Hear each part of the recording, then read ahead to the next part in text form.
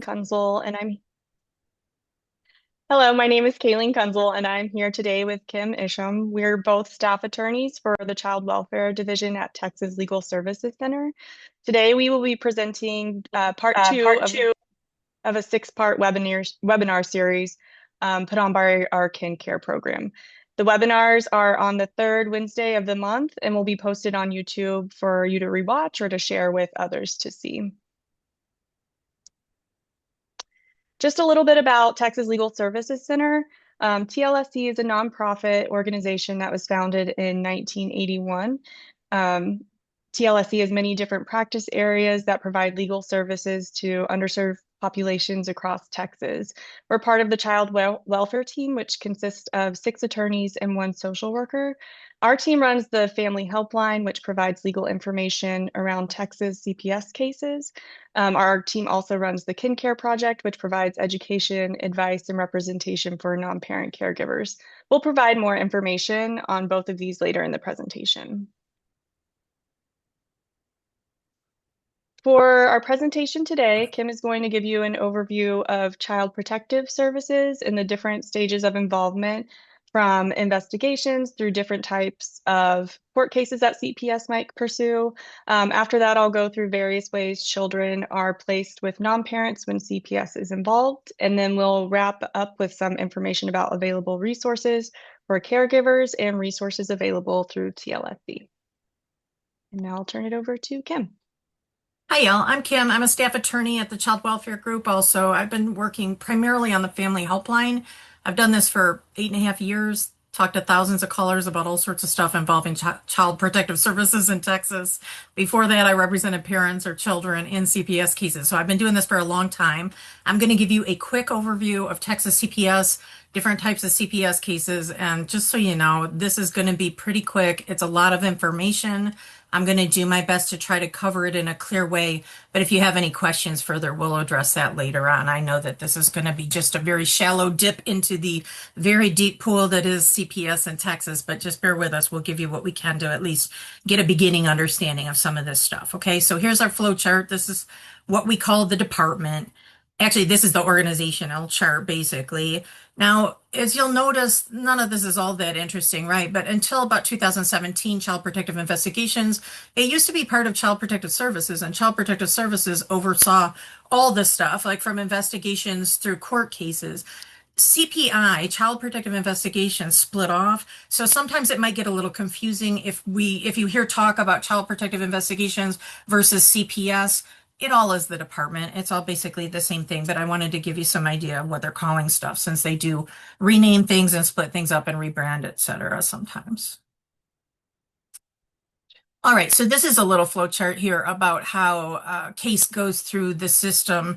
All these don't happen in every case. These are just the different options at different levels that may happen. This is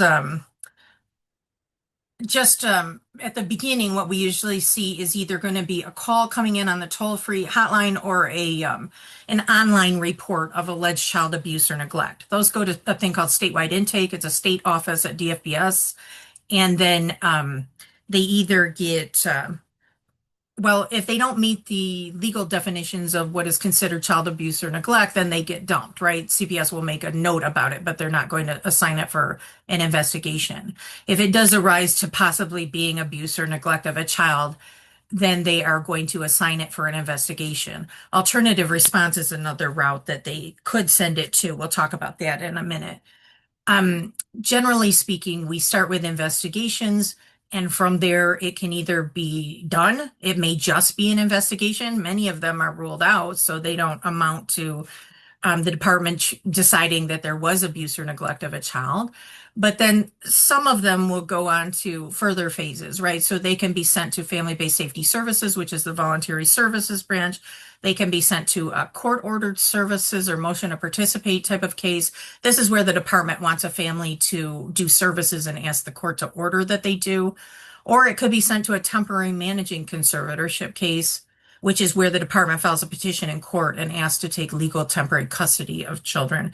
There's one more option that can go beyond the temporary managing conservatorship, which is called permanent managing conservatorship, when CPS still has custody of a child after the TMC, temporary managing conservatorship part of the case.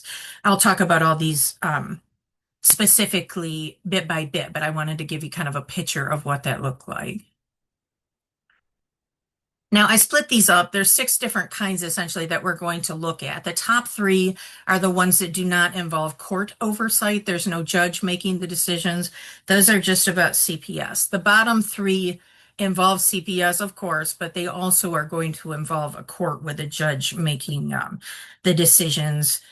It is important to understand that when you're in those top 3, CPS is calling all the shots. They're deciding whether they think children are safe in the home. They're deciding whether they think abuse or neglect occurred. They're deciding whether they think services have to be done, and they're deciding when to go away. So that is kind of a very wide open experience that people have with CPS just completely in charge. When you get down to these lower levels, of course, they can have some very serious consequences because we're involved in a court case or a lawsuit. But in those, the judge is going to oversee those cases and should be able to consider whatever important decisions have to be made. There are also a number of professionals who are involved. So that can kind of help take matters out of being strictly decided by Child Protective Services once this becomes a little bit more involved and the court gets in there. Okay, so let's start with investigations. Just so you know, most of them, the cases that we see, they are investigations, right? Sometimes they get sent to alternative response, but if they don't, every Texas CPS case starts with child protective investigations. And then, unfortunately, some families do experience some repeated investigations. Many families get many of them. Now, remember, anybody can call in an allegation about abuse or neglect of a child to a hotline. And so having an investigation is something that is really common. And in fact, it is less common for a child to get to 18 years of age and never have dealt with CPS in the state than children who have to deal with it. So it is a reality for a lot of families. And this is investigations is definitely what we talk to people about the most at the Family Helpline. Okay, so here is what investigations says that they will look at. Okay, they only are going to look at investigations for children who are 17 or younger. If a child turns 18, they're only going to do an investigation in that home if they're worried about other minors who may be at risk. Otherwise, if a kid is 18 and they're making some statements about abuse or neglect or something along those lines that happened in the past, that usually just becomes a matter for law enforcement to investigate. They're only going to be looking at cases where the alleged perpetrator is 10 or older. I'm sure that is where they draw the line for culpability or something. 10 seems a bit young, but nonetheless, that's their policy. So that's where they draw the line in CPI investigations. And then this is kind of a little bit harder to understand for most of us, that they are only generally investigating in cases where somebody had a traditional responsibility to take care of the child. So it will be a relative, it will be an immediate family household or household member who lives in the house, whether they're related or not. It can be extended family related by blood or marriage. It can be an adoptive family. And the one odd one that I think is it could even be a step parent who is an ex-spouse of the child's parent. So they still kind of get added into this whole situation as family, even if they're no longer related by marriage. So here's what investigations wants to do. There's a whole list of things that they want to do. We can never be sure what exactly they're going to do because I talk to people all the time and these things vary quite a bit. The department is unpredictable, to say the least. But their policies require that they're supposed to run background checks. They're supposed to do a home visit. They're supposed to interview children, alleged perpetrators, parents, caregivers, other children in the home. They can also ask for these other things, records, drug testing, etc. Drug testing is kind of unpredictable. It can be based on current allegations. It could be based on any past concerns with CPS that somebody had substance-related issues. It could be because on paper somebody's had some dealings with the law that involve drugs or DUIs, those kind of things. Or it could just be because CPS wants to ask for a drug test. So that is the kind of thing that they often are going to do. And during this process, they're going to do safety assessments and decide what they think.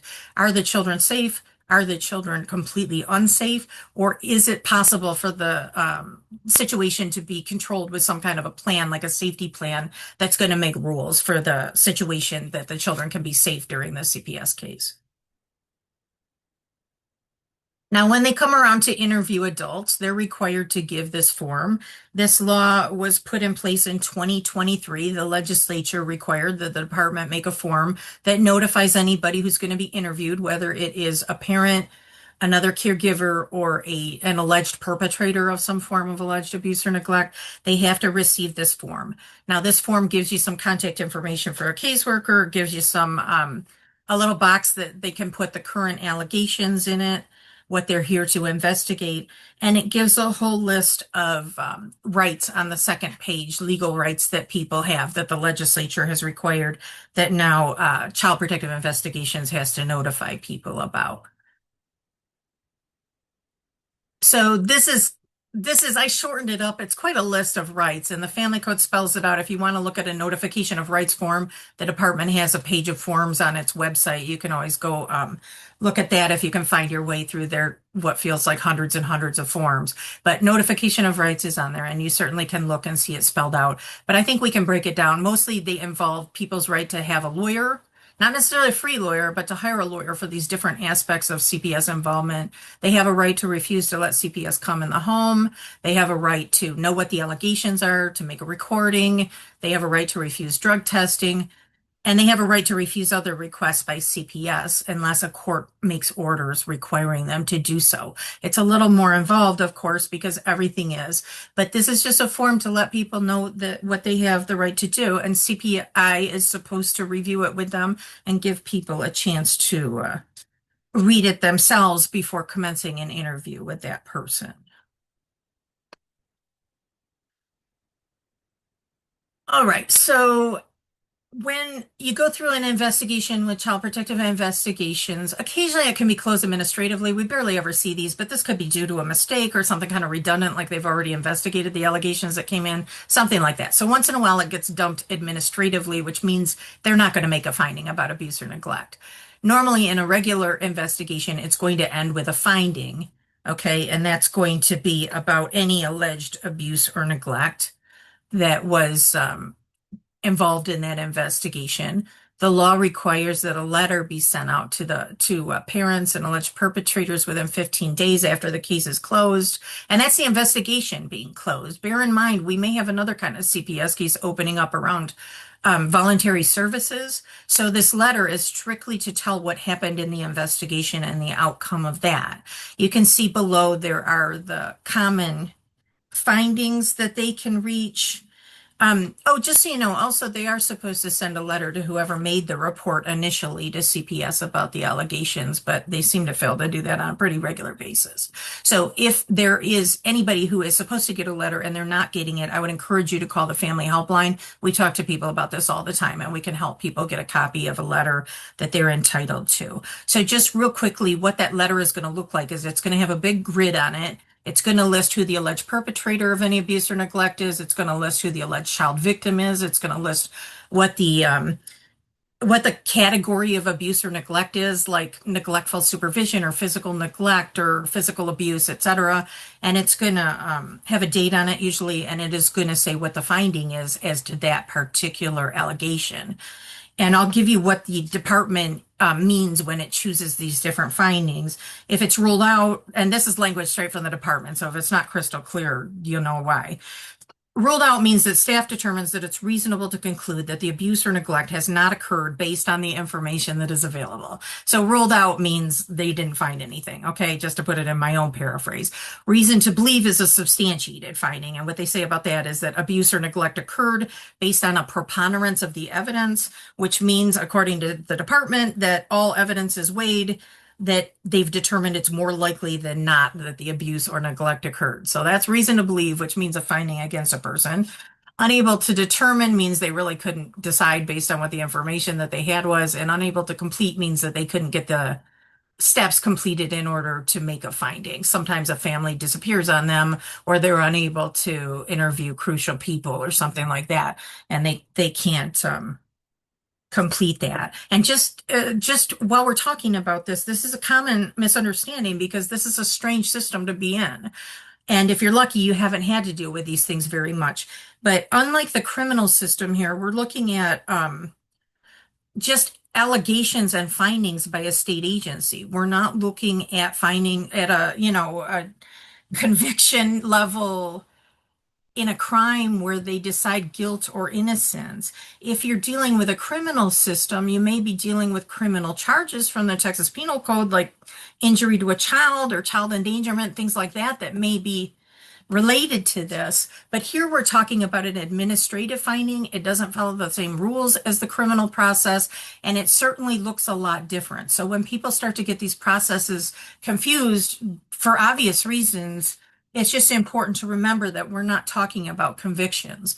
The one that will get a person their name put on a list is reason to believe finding. The list is called the Central Registry in Texas, and only a reason to believe finding against a person for abuse or neglect is going to turn up on background checks later. The department is always going to have their own CPS records. But unless another case is open, that is internal. What we are normally seeing here, when any background checks are run by a potential employer or whatever, then we're normally not seeing any history except for what the finding was, the reason to believe finding specifically, and what type of abuse or neglect they categorize that as. All right, that was a whole lot. So let's skip right ahead to family-based safety services. Okay, now this stage of CPS involvement, here we're done with child protective investigations and we get into what's officially called child protective services. So we can get rid of that confusion if there was any remaining. But now we're dealing with CPS, and this stage can be called family preservation. Often they don't even give you the whole name of it. They just run around saying FBSS, FBSS, FBSS, and then no one knows what the letters are that they said or what that even means. So family-based safety services is supposed to be voluntary, even though CPS may insist on it for certain families.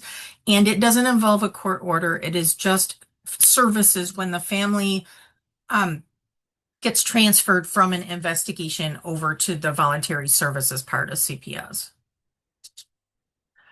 Okay, so, what determines that? There's a safety assessment, and usually CPI is going to decide that there is continuing concern for the children's safety based on some factors, and they're going to want to send the family to family-based safety services.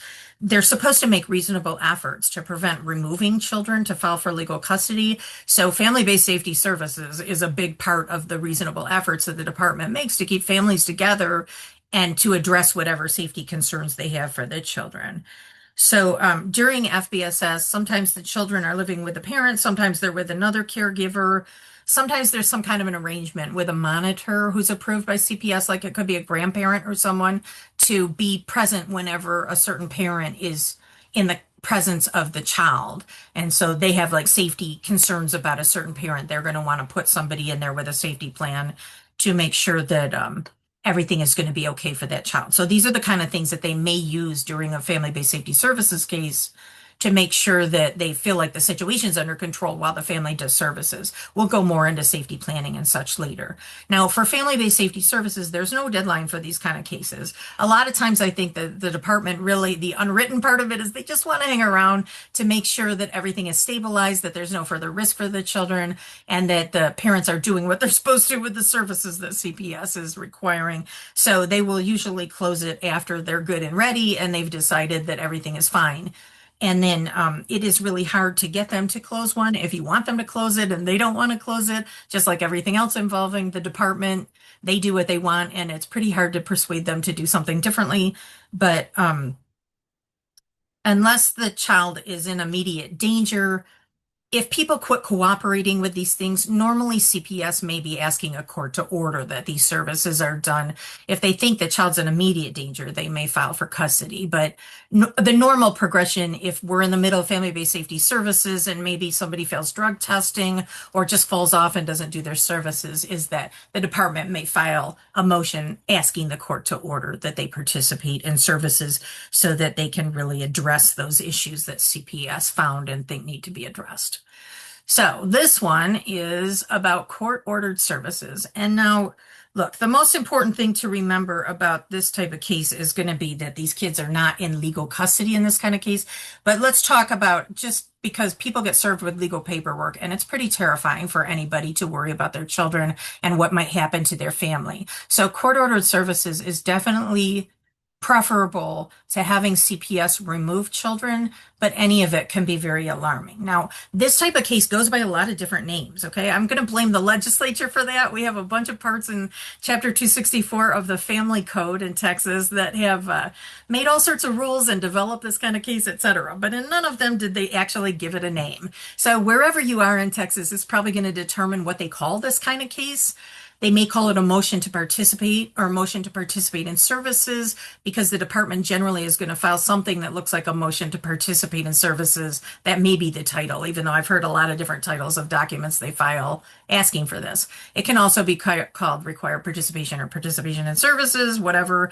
But just know I'm going to call it court-ordered services. I think that's probably the most prevalent, and it just makes it very clear what exactly we're talking about.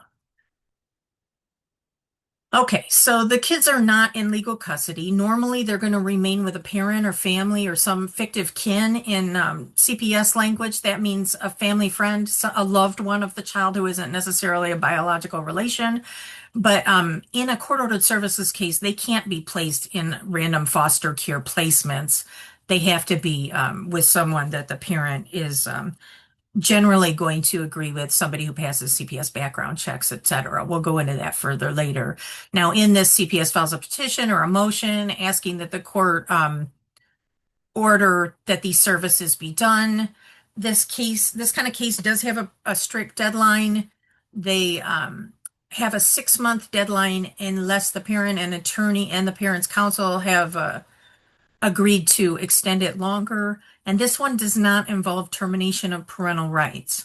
Okay, if these ones go really poorly, though, occasionally the department does file for temporary managing custody of the child. But in general, a court-ordered services case is really about the services. So there are professionals involved in these cases. In a court-ordered services case, immediately the children have to be appointed a lawyer, and the parents have to be appointed lawyers. Okay, they're both called attorneys ad litem, but generally the attorney ad litem for the children is just called the attorney ad litem or the ad litem. That's a lawyer representing a child. Normally, parents' counsel is just called the attorney for mom or the attorney for dad or something like that. So if you hear attorney ad litem, generally we're talking about a child's lawyer. There may also be a guardian ad litem for the child, or sometimes we see there is a dual role that one attorney ad litem can also function as a guardian ad litem for the child. I think the most important thing to know about that is that a guardian ad litem means somebody who is appointed by the court to familiarize themselves with the entire situation. They are supposed to visit with the children and interview the people involved, etc. And then they come to court and make recommendations for what they believe are in the best interest of the child. So they may be having a completely different role here, depending on what the other people are requesting. But the GAL, guardian ad litem, is there to address the best interests of the child piece. The attorney for the parent and the attorney for the child, for the most part, are supposed to function as representatives, lawyers who represent children and parents and have all of the ethical and legal duties that a lawyer has to a client.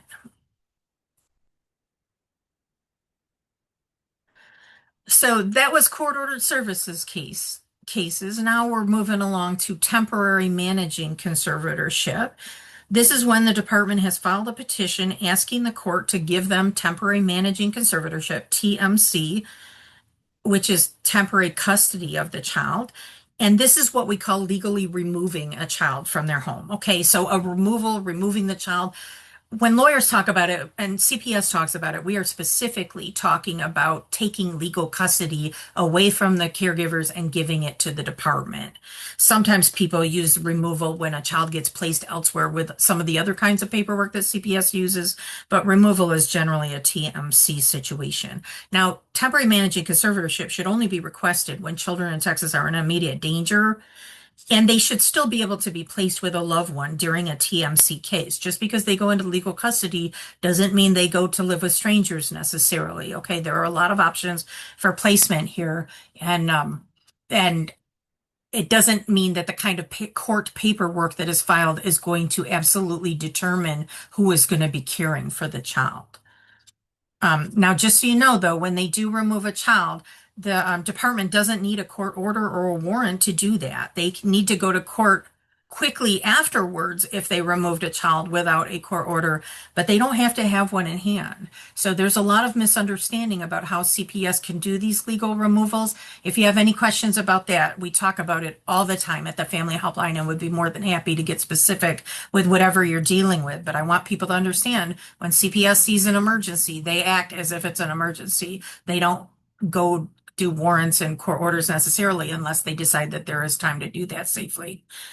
Okay, so what we're seeing here is a list of statutory hearings. Statutory means it's required by written law. The Texas Family Code spells out when the hearings have to be held in a temporary managing conservatorship case. So as long as the child has gone into temporary custody, then we are going to see that there has to be an adversary hearing within 14 days of removal. Once in a while, this can be pushed out a little bit, but the law does require it to be held quickly after the children go into CPS's custody. And in some parts of the state, they may call this a 262 hearing. That just refers to a certain section of the Texas Family Code. All of these are adversary hearings, and you can expect that there will be a hearing very shortly after CPS has filed paperwork to take custody of children. These are the other things that happen throughout the life of a temporary managing conservatorship case while it goes on. So there are deadlines involved in a temporary managing conservatorship case. Normally there's a 12-month deadline that is imposed at the time of removal. It goes a year and then to the following Monday, so it's impossible for us to guess what the deadline's going to be, but it's going to be about a year. And then under extraordinary circumstances, a court can order a new deadline with an extension of up to 180 days. So this is the kind of time frame that we are normally looking at in a TMC case. And you can expect that they will last a while, but the 12-month is not necessarily any magical date or whatever. It's just a deadline by which certain things have to happen in those cases. Now, in a TMC case, we also have professionals who are appointed immediately. An attorney ad litem and a guardian ad litem for the child have to be appointed when this petition is filed with the court. And so a child is going to have an attorney or guardian ad litem. And a guardian ad litem. They may have one who's in the dual role, which means a person who's acting as both their attorney and a guardian ad litem, which can be effective for little tiny kids, but may have some considerations in addition when they're representing a child who's older and verbal and able to direct their own representation. Also, a parent who is indigent, which means that they cannot afford their own lawyer, should also be appointed counsel, but the law isn't clear in temporary managing conservatorship cases when exactly that has to happen. It's odd because in court-ordered services cases, it must be done immediately, but these laws were passed at very different times with a lot of different rules. And so, in TMC cases, in some counties, they're going to appoint a parent, a lawyer right away. In other counties, they may even expect a person to come to court and ask that a lawyer be appointed to represent them. And so there are different steps in how this works. We can definitely talk further about that, specifically county by county, or it may be helpful for a parent who's involved in one of these cases to ask within their county how that normally works, because it can get confusing if you don't know what to expect. Now, I want to make a note here for relative sake that the law here does not give people who are conservatives or conservators or guardians, people who are not parents who had legal custody of children. The law does not include the right to a free lawyer for those folks. It includes parents, and that's exactly what it says.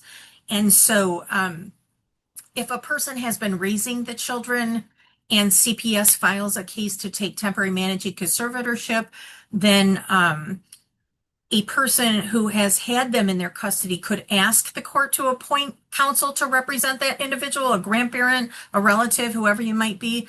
But it is up to the court's discretion whether to appoint a lawyer for that person. They don't have to do it. In some counties, they may be willing to do it. In other counties, they flat out will refuse. So please don't think that everybody who loses a child from their household gets a free lawyer. It can be a real challenge to get representation, and that's what the rules are, just so you know. Okay, so we go through a TMC case, right? These things last months, sometimes they last over a year.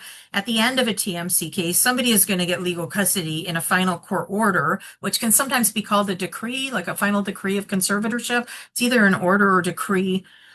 If that doesn't happen, then sometimes they just dismiss the case and they close it and it's gone. So the legal case just is closed by the court. And at that point, that the family would, if it was just closed without a final order, without an order controlling the situation being put in place, then the family is going to revert to whatever the legal status was for the family before the CPS case got filed. So just for a quick example, if there had been an attorney general child support order in place for years for the family, um, then once the TMC case got dismissed, if they just dismiss the whole case, right, and the family doesn't have any other court orders that they're supposed to follow in that CPS case, then it's just going to go back to the old child support order. And maybe it'll go back to mom having primary custody and father being the non-custodial parent, or however it looked back then. And so that is one possible outcome. But the other possible outcome is that the CPS court issues some final order that's going to control the situation from now on. And so if there was a final order or decree that was signed by the judge, that is what is going to control the situation going forward. And those new rules that are set out in that court order are going to be the new custody situation. A lot of people get confused about that because they already had a court order. Well, if the CPS court makes a new final order, you've got a new court order, and that's the rules from now on. Now, there is a possibility of getting those orders modified later, just so you know. That's another legal process, and we do talk to people sometimes at the family helpline, but there's a lot of good help on Texas Law Help about that. All right, so permanent managing conservatorship is the last step in the legal framework for Child Protective Services involvement. For a variety of different reasons, um, a child can go into the longer term custody of CPS, okay? And that would be following a TMC case when the department is named permanent managing conservator of the child. Just so you know, permanent is just contrasting to temporary. It doesn't mean forever and ever. It may just be temporary while there's an adoption pending, for example, and a child is in the PMC of the department until all the necessary steps for an adoption can get finalized. Sometimes we have higher acuity children who have a lot of needs for services or may need a really restrictive placement like a residential treatment center or some other kind of therapeutic situation or services that are just way too expensive for most families to provide. And if that's the case, sometimes that child will remain in CPS's permanent managing conservatorship while they're getting whatever services the department is able to access if their family wasn't able to get those. Another scenario is that, sometimes children don't have family caregivers to step in or other people lined up ready to pick up the responsibility of taking care of them after a CPS case. And so those kids may remain in permanent managing conservatorship for some time until another long-time caregiver is going to be found. And then it could take years. So that does happen in permanent managing conservatorship, but now you know what we're talking about with PMC. This also involves some professionals, not as many, okay, because parents no longer have a right to appointed counsel during this phase of a CPS case. The law says that a child has to have either an attorney ad litem or a guardian ad litem. It could be that dual role attorney and guardian ad litem person, but it has to be one or the other. In some counties, they will continue both roles. A child will continue to have an attorney ad litem and a guardian ad litem. Often this role is filled by CASA in Texas, court-appointed special advocates, and they can serve the guardian ad litem role as well. So we will see some professionals who continue to be involved, but it doesn't necessarily have to be a whole lot of people involved, like in a temporary managing conservatorship case. So in a PMC case, we also have statutory hearings as a review. That means hearings that are required by the law. Texas Family Code says what they are. And these are called permanency hearings after final orders.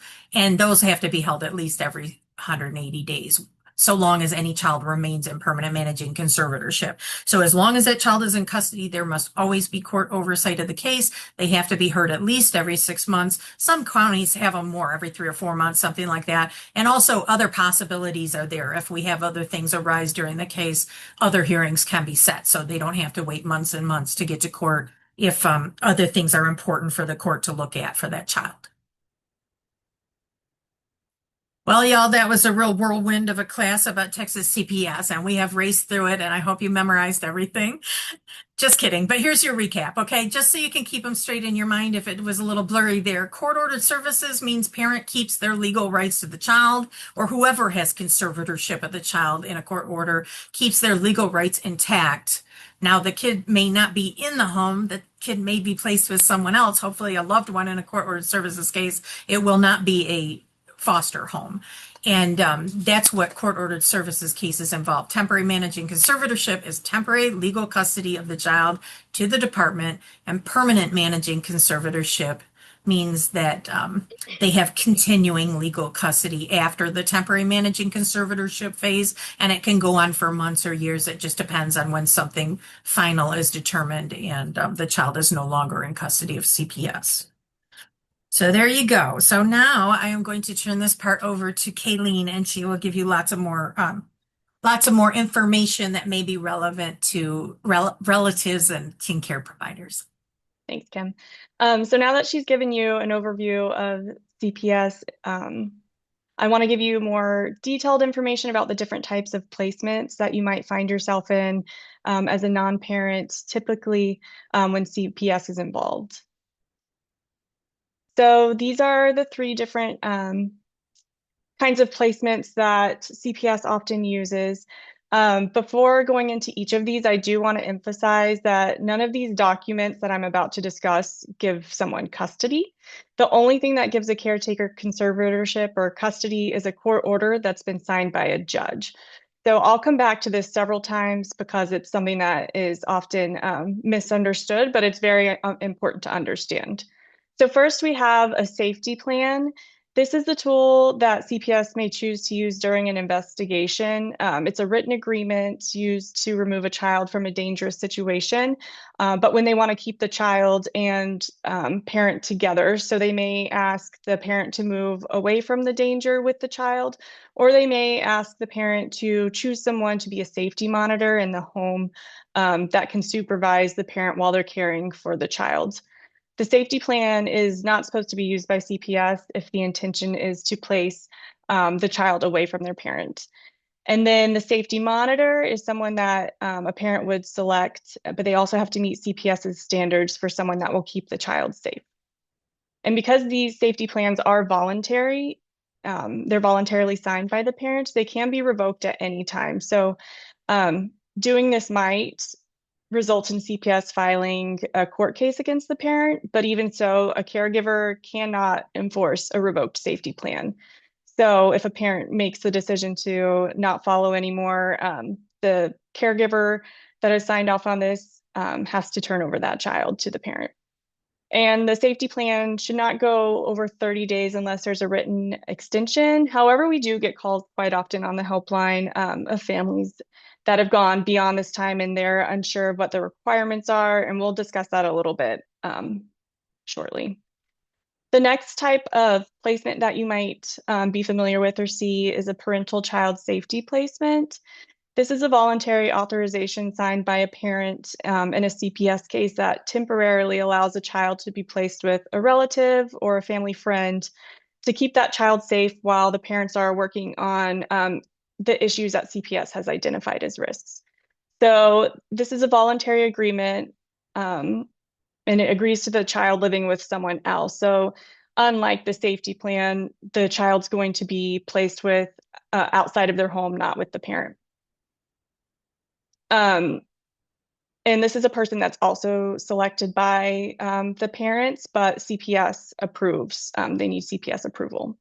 And this should only be used when CPS believes there's not another option to keep the parent and child together without there being danger to the child. And once again, these do not award custody to the caregivers, and they're not valid once CPS closes the case. And it can't override or conflict with existing orders, court orders for that child, like a custody order, unless all parties affected by that order agree to it. And then the last thing that we see is a Chapter 34 voluntary authorization. CPS may recommend having a non-parent and parent complete one of these prior to closing an investigation or an FBSS case. But these are slightly different than the other two options because this is not exclusive to CPS. This type of authorization allows a non-parent to do certain things for the child, such as enroll them in school, request benefits, take them for their medical treatment, acquire government documents, and things like that. It requires signatures from a non-parent and parent, and it has to be notarized. Unlike the 30-day time frame for the other two, this agreement is valid for 6 months, but it automatically renews. So until a parent or a caretaker decides to revoke that agreement, then it will continue to renew. And while these are all different means in which a child may end up with a non-parent caregiver, they do have similarities. And the biggest one that I'll touch on again is none of these give a non-parent custody. So signing these documents will not give a non-parent legal rights to the child. These are simply voluntarily signed and voluntarily followed, and a parent can revoke these at any time. And none of these agreements will allow for a change in court orders, such as a custody agreement, if there's already one in place for the child. And then deciding not to follow these when CPS requests them may have consequences, such as removal. But at the end of the day, there's nothing that allows these to trump a court order and nothing that allows these to trump a parent's rights and responsibilities over their child. All right, and next we're going to look at the actual documents that are used for each of this. So this is the safety plan form that's used. You can see that there's a section for the caseworker to describe the reasons why the safety plan is needed. And there's also a section that is supposed to be clearly marked so that the arrangement is understood, either contact is supervised or parent and child have moved away from the danger. This is the second page of the safety plan. Anyone involved should sign and receive a copy of the agreement, including the person that's agreed to become the safety monitor if one is involved. And then everyone that signs this should receive the signed copy at the time that the plan is made. In the middle of the document or kind of middle of the slide, you can see all of the different signature places for those that are involved. If the caseworker, for some reason, has their tablet and says that they can't give you a physical copy of it, you can ask them to send you one by email before leaving so that everyone has a copy and they're aware of what they're agreeing to. And just reiterating what we spoke about, again, the area highlighted at the top calls out that safety plan does not conflict with any existing order, meaning the court order involving the children, or if it does, affected parties are voluntary agreeing to waive their time or limit visits. All right, and this is the PCSP or the Parental Child Safety Placement document. This has the 30-day time frame, but this form clearly indicates that it expires after 30 days and does not automatically renew. And so to continue, you'll have to sign another PCSP agreement every 30 days, and you're only allowed to do that 2 additional times, meaning this can only last for 90 days total. There's only one exception to this, and that's if the parent has an attorney and both parent and attorney sign off allowing for another PCSP agreement to be put in place. And this is just the next page. The highlighted portion calls out that it's voluntary and explains the time allowed for this to stay in place. The safety plan and the PCSPs are where many non-parents find themselves caring for a child that's not theirs without much guidance as to what steps are or what is allowed between a parent and a child once the case is closed. or what they might have authority to do once the case is closed, and we'll touch on that in just a second. And then last, this is the Chapter 34 voluntary authorization. We often call it just a Chapter 34. But we found there's a little bit of confusion about what rights this gives a non-parent caregiver. This does not give temporary custody. Think of it as a permission slip only. So it's not a court order. There's no transfer of parental rights. Um, and it does not mean it can't be revoked. Either party, parent or caregiver, can revoke in writing at any time. And there's specific steps to do so on the form. Once again, it automatically renews every 6 months, and the caregiver must return the child to the legal parent if revoked, unless there's a court order in place. And just another page of this. Once again, I just wanted to reiterate that signing this does not give custody to anyone and can be revoked by the parent or caregiver at any time. All right, so what happens if the investigation closes or my FBSS case closes without CPS taking any further action, like filing a court case and the kid's still with me? That's a common thing that we hear. So CPS will place children with family members they think are safe, or create a safety plan and then sometimes disappear because the problem's been resolved as far as they see. And they don't really give the family much information about what is expected of them once they leave. And this keeps people wondering about what is expected of them. Can I change where the child lives? Can the parent take the child? It just has a lot of open questions whenever this happens. And so this is from the CPS handbook and addresses these questions. So when a case is closed, a safety plan or PCSP is no longer valid and has no weight. So when CPS removes itself from a case and essentially a family's life, anything put into place by them is voluntary and doesn't have to continue. When a case is closed, there should be notification provided, but this doesn't always occur as cleanly as smoothly as people would like, which leads to a lot of the confusion that we've discussed. And while we mentioned the PCSP and safety plan, I wanted to reiterate that the Chapter 34 voluntary authorization does not have the same 30-day time frame, and that automatically renews every 6 months until a parent or caretaker revokes it. Another common question we get is from caregivers asking if they're party to the case, if the court's involved. So we just want to go over that piece with everyone a little bit. As a placement, you're caring for the child, you're involved in their everyday life, making some choices maybe for them, you're in contact with CPS and the child's care team regularly. So what does that mean for you if there's a TMC case? Placements for a child in a TMC case often have questions about what their role is in the case, what is expected of them, when do they get to talk to the court, things like that. So I'll provide some clarification around that. So this is a list of who's included or involved in the case. So the department, CPS, will file a petition with the court for temporary custody of the child. Biological parents or those with conservatorship will be named as parties to the lawsuit. If the biological parent does not have conservatorship, they won't be named. If there's a relative that has conservatorship or custody over the child, they would be named as well. So the named child will be represented by an attorney, and they'll provide to the court an update about what the child's wishes are.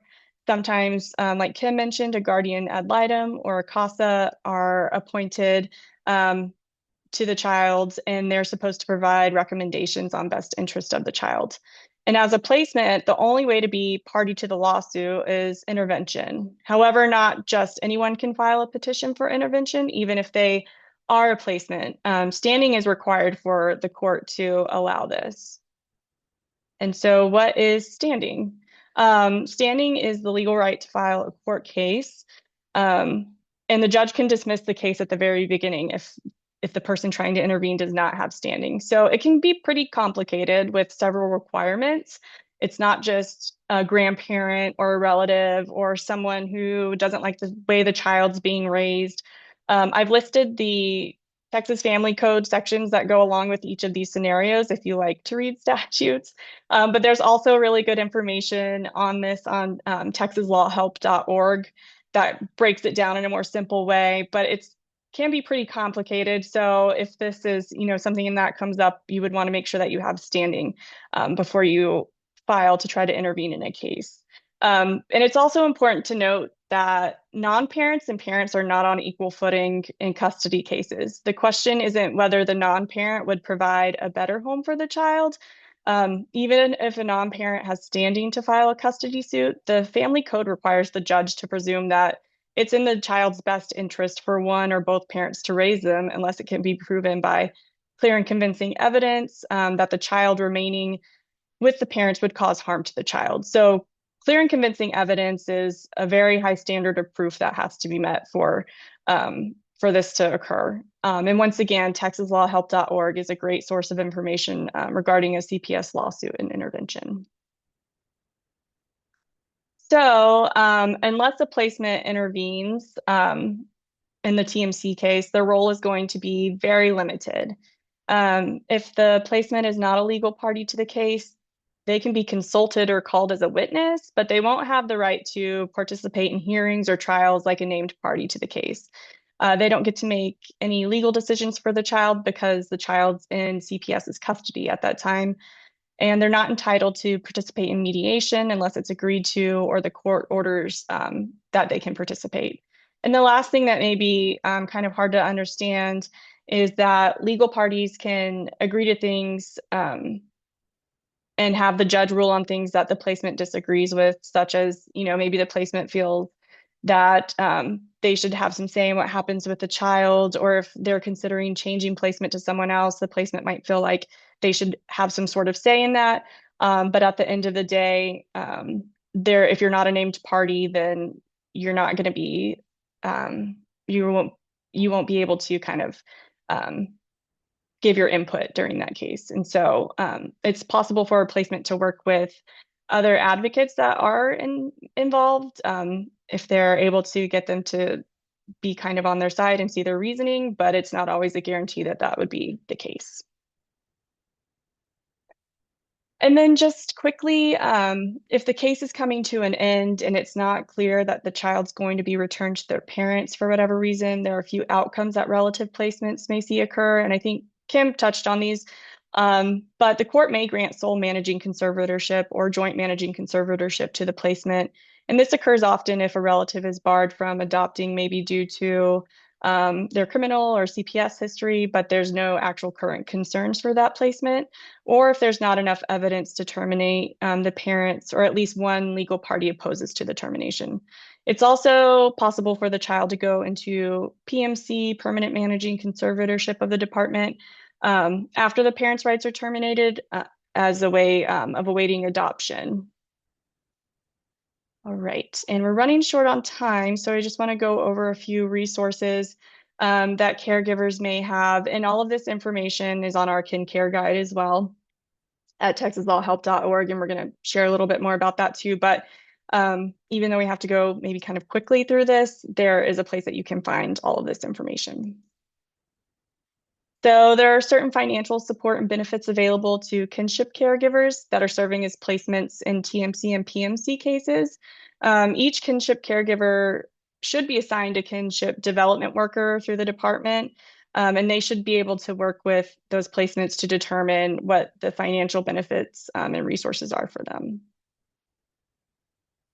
There's also some options that may be helpful if food assistance is needed. There are food bank and pantries. Just keep in mind they might have different requirements depending on where you live. You might have to fill out some information to be eligible for that. There is SNAP. It's used like cash to buy certain food items, and it's money put on an electronic debit card. There's no custody requirement for a kinship caregiver, but they might ask questions about income, assets, and total number of people living in the household to be reviewed. There's also a supplemental nutrition program for women, infants, and children, WIC, and that provides free food, baby formula, and nutritional information if the kinship care is for a child 5 years or younger. But the caregiver might have to prove that that child's living with them. And then there's other programs like the National School Lunch Program, which might offer low income families free or reduced price meals, and then some, summer nutrition programs may be available as well in your community. Cash assistance. There's temporary assistance for needy families. There's an option to um, get this child only or household depending on eligibility. There's no requirement to have legal custody of the child to apply for assistance. So just because the kinship caregiver may not qualify doesn't mean that the child won't.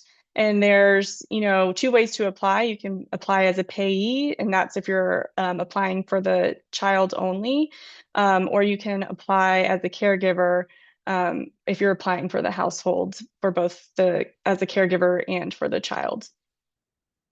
And then there's also one-time benefits for families in crisis, or one-time benefits that's a once in a lifetime payment. Like I said, these are all listed more in the Kin Care Guide if you have questions about those.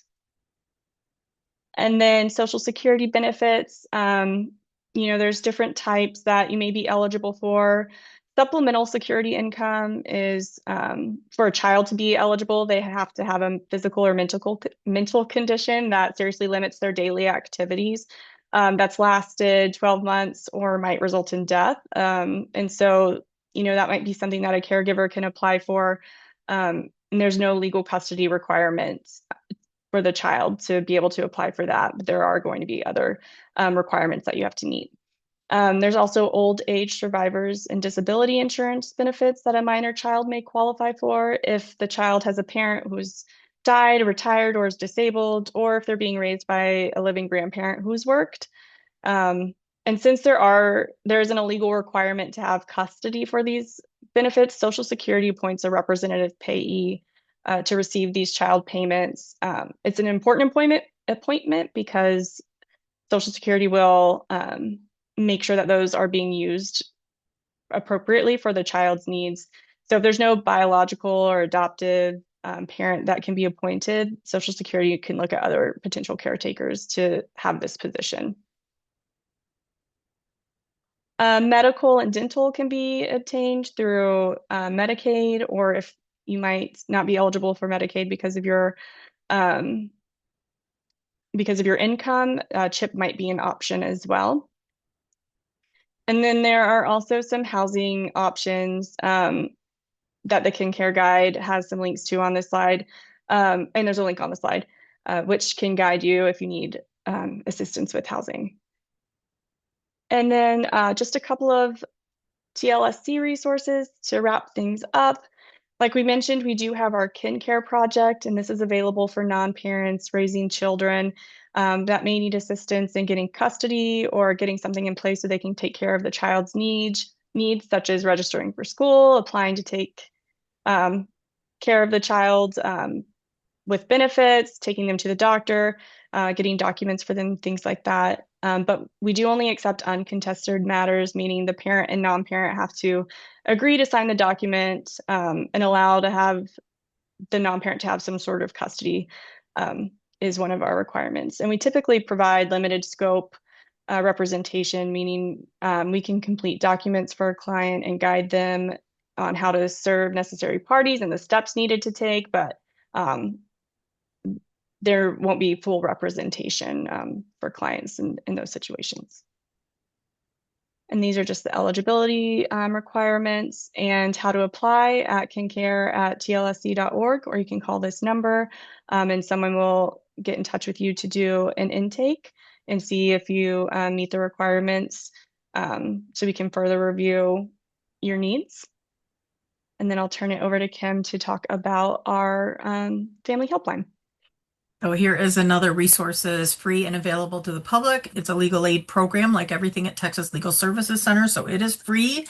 Anybody who can call, it's anonymous. So we don't keep any information about who calls except for a first name that you choose to go by. And anybody who has any questions regarding Child Protective Services is more than welcome to use this. We're here on the days and times that it says here at this 844 phone number. And it is definitely something that's available to anyone. So we don't look at income or other things that may disqualify some folks for other kinds of legal aid. All right, and we cannot say it too many times. I know we've said it a few times already, but texaslawhelp.org is a massive resource. This is a separate project at Texas Legal Services Center with a whole lot of lawyers working on it. They update it, they add to it, they change it as the law changes. It has paperwork, it has instructions for the paperwork, a lot of really good stuff about Texas child custody that may be of use to people who are exploring these kind of options. Sometimes people like to look at these things before CPS comes back or is further involved, etc. So Texas Law Help has a lot about really a wide variety of topics, and I would recommend reading articles and looking, following yourself through it in whatever way makes sense because it's such a huge website, it isn't always obvious how to, to find what you're looking for. But if you look, it has court basics, it has lots of things about family law.